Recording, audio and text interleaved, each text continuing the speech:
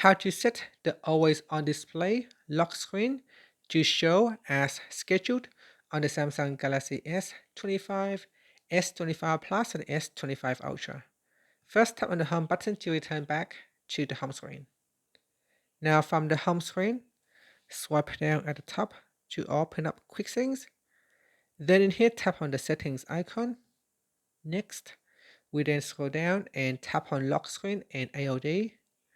After that, we then go down and tap on always on display. Tap on the left hand side panel. Then go down and tap on when to show. In here, you want to go down and select as scheduled. And then tap on set schedule. Now set a start time and end time. So for a start time, we can schedule to turn on always on display, say at 7 p.m. and it ends, say at 7 a.m. in the morning, and then tap on done. Okay, so that is the schedule, and that's it. Finally, you can tap on the back key or tap on the home button to return back to the home screen. So it is now off, and during our schedule time, the always on display will turn on. And that's it. Thank you for watching this video. Please like and subscribe to my channel for more videos.